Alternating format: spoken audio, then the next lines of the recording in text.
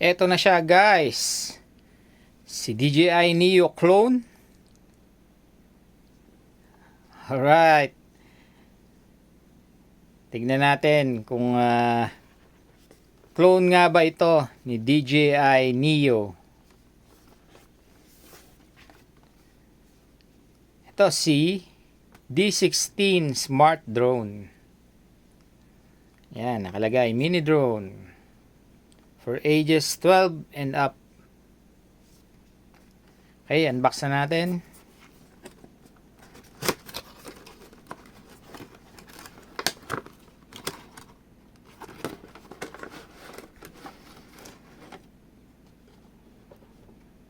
Okay. Extra battery.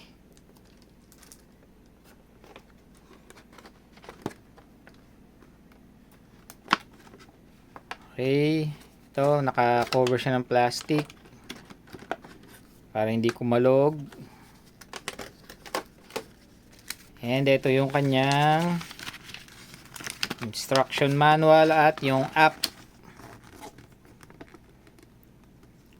Okay, ito yung app niya. Scan na lang natin iOS and Android.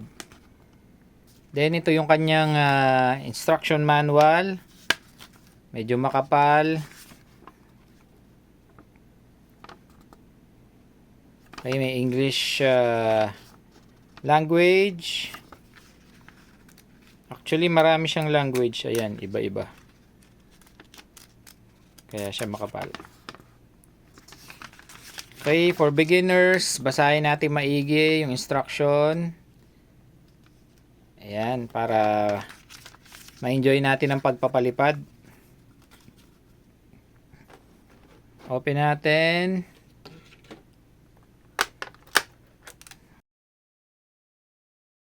Wow, DJI Neo for 1,300.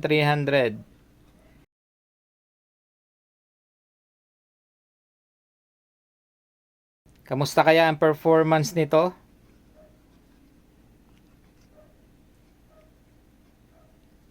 Yan, tatapat kaya to kay DJI Neo, pero sa tingin ko hindi. Okay, yan siya. Alright, check muna natin yung accessories.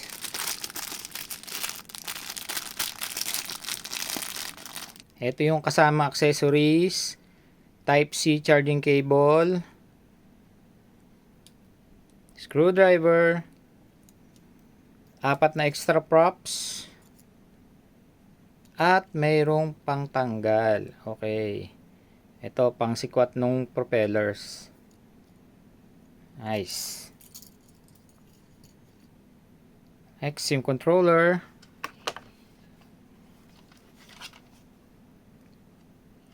Ito yung controller niya. Ayan, kahawig din ni DJI. Okay, walkthrough tayo dun sa mga buttons. Ito yung power button. 1 key takeoff and 1 key land. Speed. 1 press. Speed control. 1 press, speed control. Pag long press, pampatay ng ilaw. Then, ito yung trim button. Yan, pagka nagdi-drift, kailangan natin i-trim. Then, ito yung flip button. Then, ito yung obstacle avoidance button. Dito naman sa taas, camera tilt. Yan, down. Then, ito yung sa kabila, camera tilt up. Dito naman sa likod, ito yung kanyang battery compartment. Buksan natin para makita natin kung anong kailangan na battery.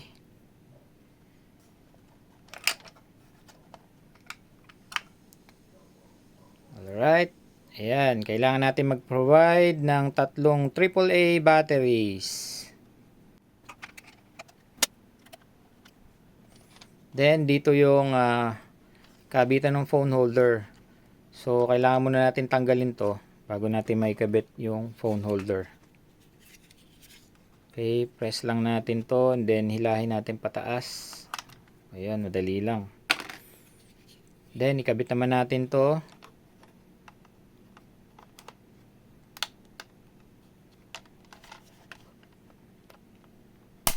Ayun. Pag nag-snap na, okay. Ayan, sturdy na siya. Nakakabit na. Then, hilahin naman natin. Ayan. Ito yung kanyang phone holder. Right?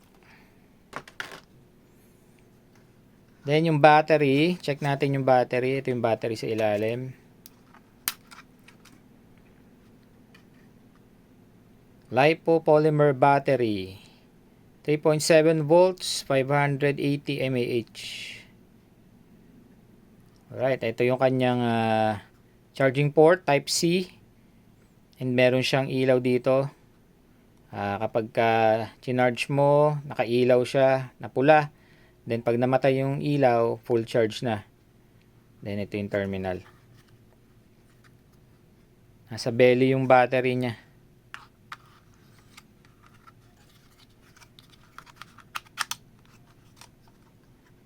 Alright, inspect natin.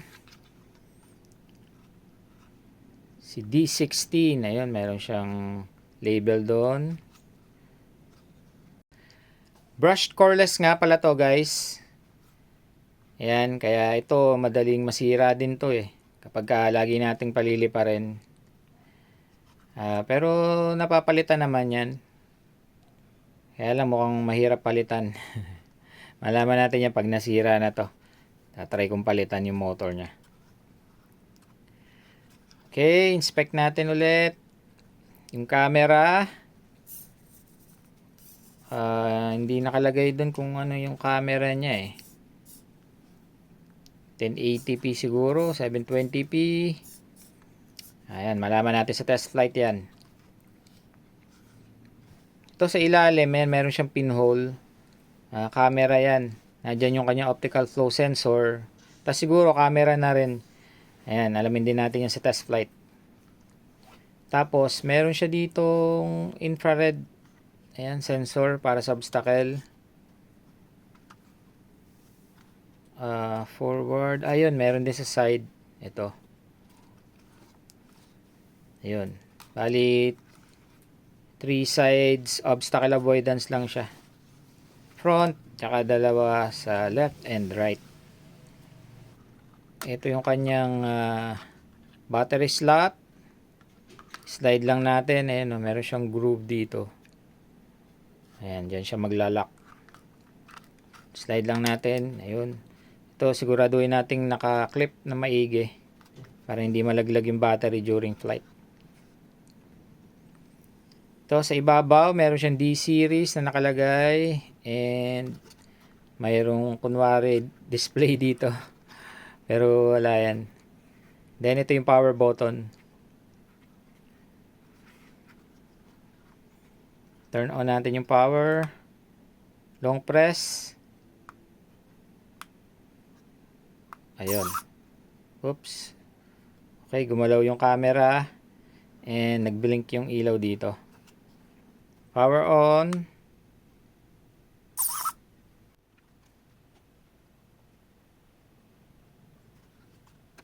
Okay. So, ito lang lahat yung laman ng ating package. 2 batteries itong kinuha ko for 1,300 plus. Okay. Try natin i-on din yung controller. Lalagyan ko lang ng battery. Okay, nakabitan ko na ng battery. Alright, para mag-bind yung drone at saka yung controller, power on muna natin. Ayan, nagbi-blink parehas. So, para mag-bind sila, or para mag-connect yung dalawa, i-up and down lang natin to, joystick. So, ayan, nag-solid light na. So, ibig sabihin, nakabind na silang dalawa. Okay, pwede na natin siyang paliparin.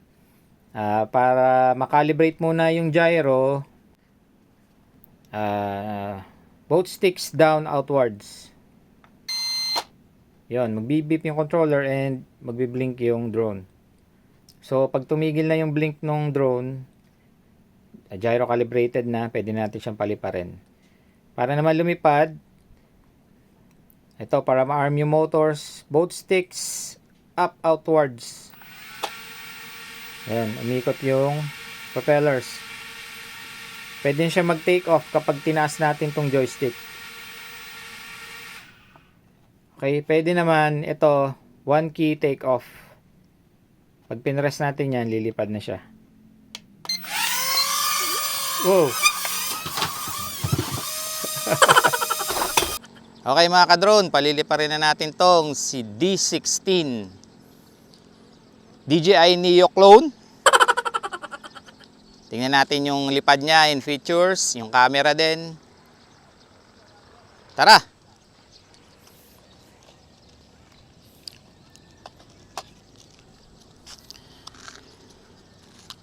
Dito yung kanyang battery slot.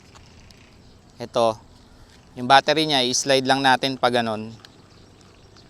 Then, marinig natin mag-click. Ayun. Ayan. I-secure natin maigi para hindi malaglag.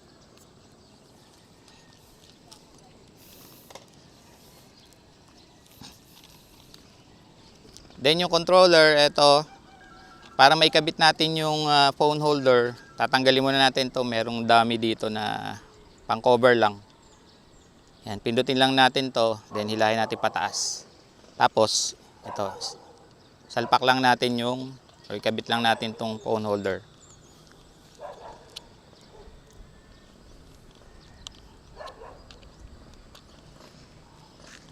Yun, like so. Then, pwede natin ilagay dito yung phone.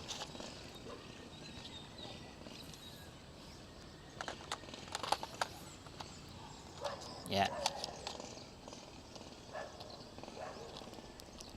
Okay. Turn on natin yung drone. Ito yung power button. Long press. Yon, umilaw and gumalaw-galaw yung kanyang camera. Again, long press para mag-power yung drone. Yon. Then, power on natin yung controller. Alright, para mabind silang dalawa, kailangan nating itaas baba yung joystick. Yon, nag-long press, then yung indicator niya, nag-steady na, and then sa drone, nag-steady na rin. Ibig sabihin, paired na sila or bind na. Alright. Hey. Nagmamadali ka. Okay, connect muna natin siya sa sa app. Connect natin yung Wi-Fi ID or connect natin siya. Ayan, yung kanyang Wi-Fi ID is Flow 517B20. Then click natin yung app niya sa Wi-Fi UAV.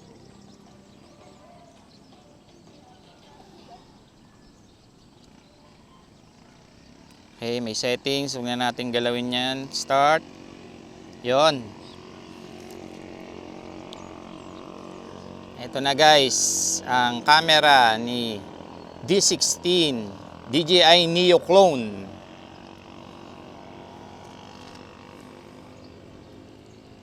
Okay, para lumipad, pwede natin pindutin yung one key take off or ganito, both sticks outwards up. Yan. Uy. Wait lang, nagmamadali. Para mag-calibrate muna yung gyro, para pantay yung lipad niya, both sticks out downwards.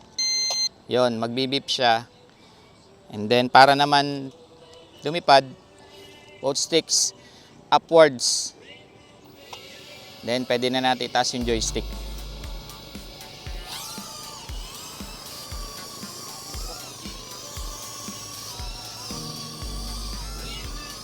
Alright.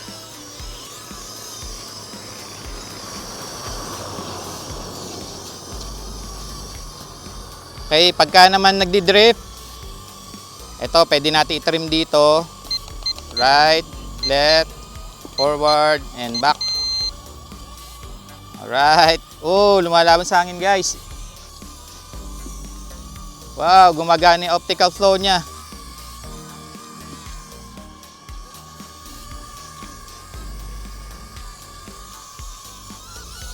Oh! Hinahangin siya guys. Meron siya optical flow eh. Oh, wala. Pero paano lumalaban yun? Stable hover siya guys. Then ito yung camera. Down. Ayan ang camera niya. Down 90 degrees. And then 90 degrees up. Ayun oh, taas. So tingala siya. Subukan naman natin yung lipad niya. Ayan, slow mo lang guys. Ayaw mag-forward.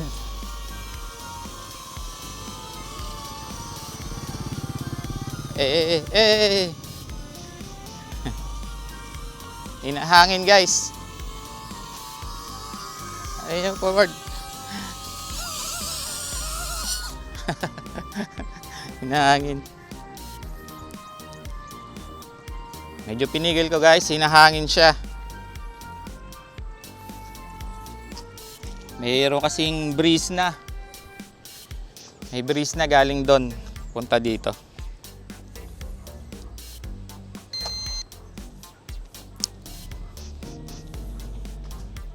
Stop ko lang recording para ma-save.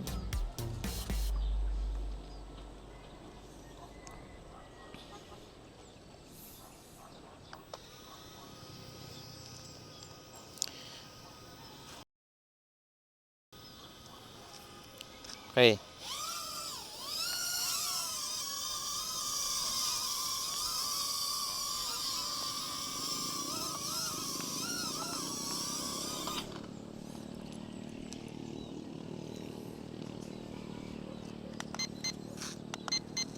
Okay, meron siyang 3 speeds.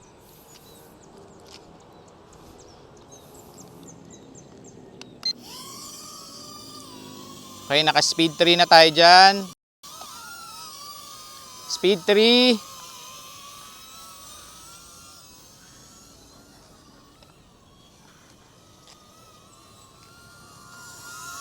Wow. Speed 3 yan guys. Speed 1. Ayan, napakabagal lang niya. Speed 1. Speed 1.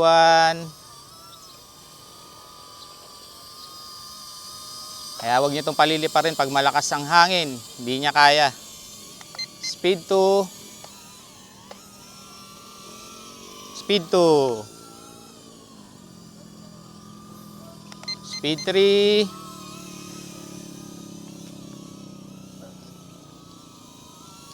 Wow!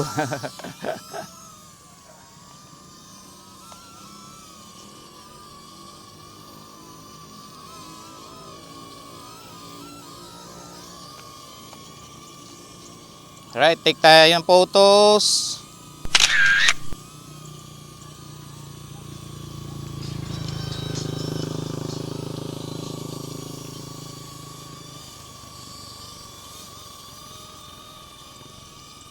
Yan guys. Ang galing nung ano niya oh, lumalaban siya sa hangin. Oh. Oh.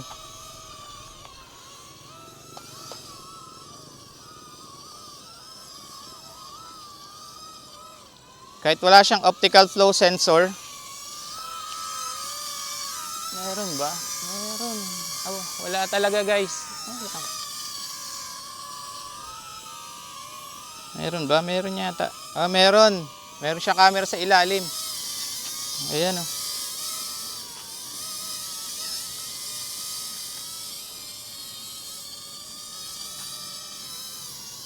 So guys, camera sa ilalim. Nasaan na?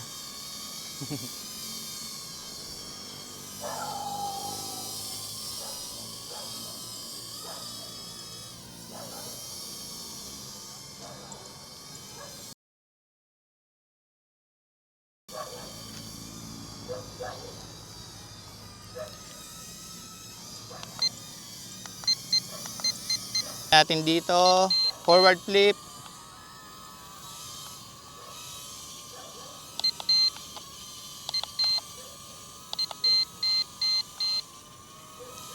So ayaw niya mag-flip.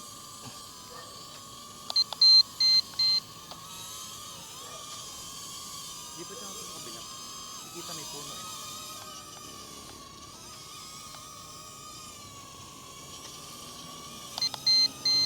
Okay, low battery na guys. Ba't bumaba? Ah, hindi pa. Up. Ayun, nagbi-beep na siya. Low battery na. And bumagsak na lang siya bigla. Ayos guys. Ayos din pala rin to. Nakailang minuto rin tayo doon. Almost 10 minutes. Mga 10 minutes guys.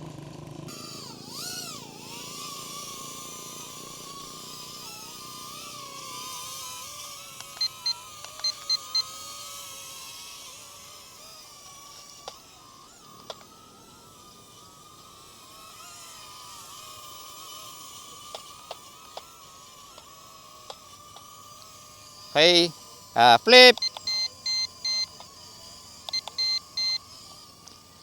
So, ayaw niya talaga.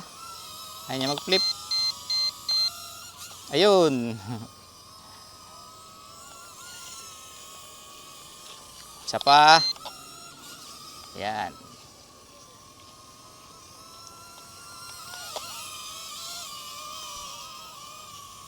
Forward flip. So side to side lang yung flip niya.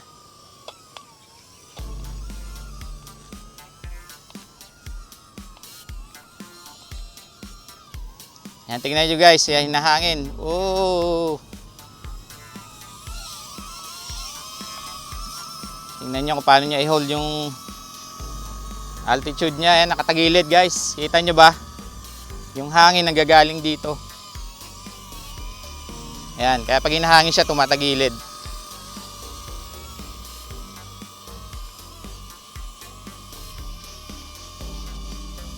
Galing. Ganda ng pagkakagawa dito sa drone na to.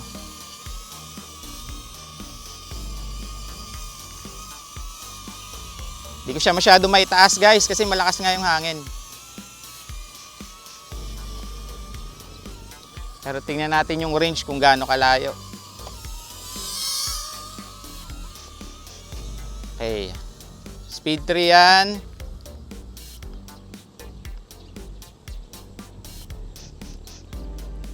Okay, layo din. Siguro mga 50 meters na ako. Ayan, hindi na siya gumana.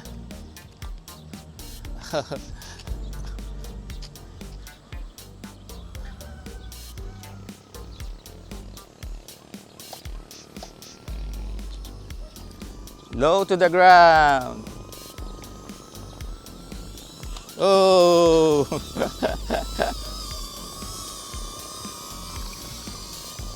May breeze na naman ang hangin. Ayan, tinatangay.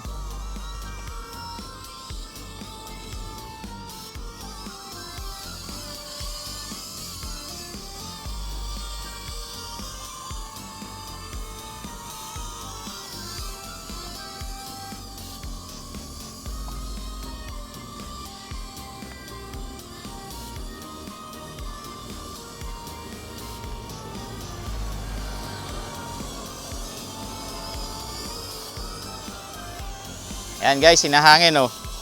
Whoa! Lumalaban, lumalaban.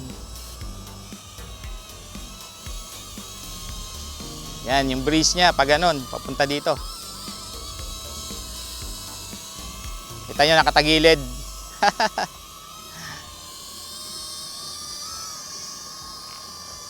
And para sa mga interesado sa drone na to, ilalagay ko yung link dyan sa description box. And dyan, ipipin ko rin sa comment section. So mga ka-drone, maraming salamat sa panonood. Don't forget to like, subscribe, and hit the bell icon sa all para ma-notify ka sa sunod kong drone review. Maraming salamat sa panonood. This is Tech DIY.